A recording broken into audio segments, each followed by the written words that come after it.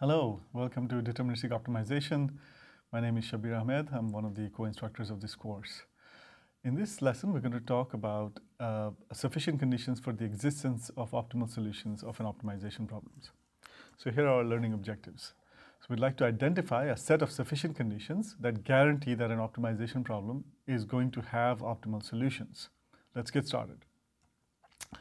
Remember that possible outcomes of an optimization problem we have discussed before. Here our optimization problem is P, where we are trying to minimize an objective function f subject to some constraints denoted by the set capital X. So here are the possibilities that can happen once we write down this optimization problem. The problem could be infeasible, which means that the set of solutions is the empty set. The problem could be unbounded, which means that there is a sequence of vectors x for which the objective function goes off into negative infinity. Remember that we are minimizing. That means the problem is unbounded if the objective function can be driven to negative infinity. Or possibility 3 is that an optimal solution exists.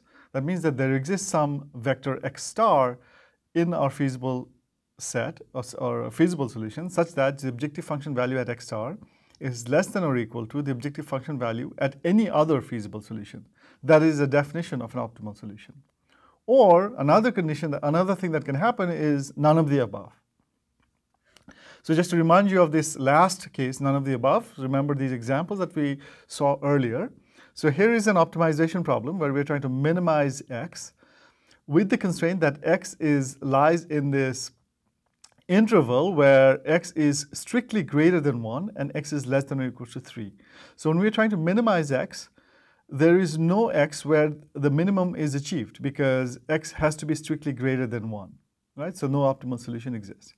Another example is right here where we have a discontinuous function, f of x, where again, the function, if you try to minimize it at the point x equals to 2, the function jumps back up to 1 here, right? So this is where the function value at 2 is 1.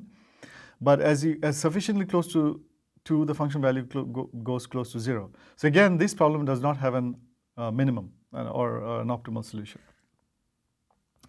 So when does this last possibility where optimal solution does not exist can happen? Even though the problem, so if you remember, both of these problems, this is not an infeasible problem. These are not unbounded problems, but they don't have an optimal solution. So here is a set of sufficient conditions. This is known as Weierstrass's theorem. So it says the following.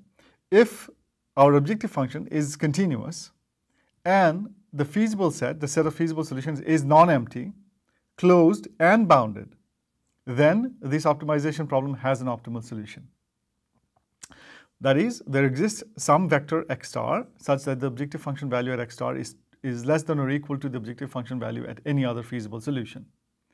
So this is a sufficient condition, and let's talk a little bit more about this. So if under those conditions, since our set of solutions is not empty, so that means that the problem cannot be infeasible. Second, the set of solution is bounded, so therefore clearly the optimization problem cannot be unbounded in this case. Then continuity and closedness. Continuity of the objective function and closedness guarantees an optimal solution exists. So let me repeat this again. If the objective function is continuous, the set of feasible solutions is not empty, closed, and bounded, then the optimization problem must have an optimal solution. So it is important to note that these conditions are only sufficient. They are not necessary. So here is a simple example.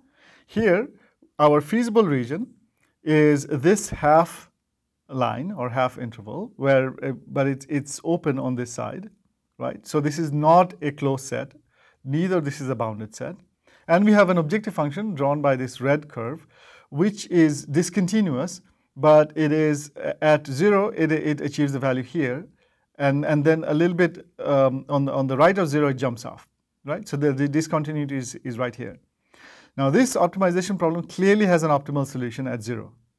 So it does not meet any of the conditions. The objective function is discontinuous, the set of solutions is not closed, neither it is bounded.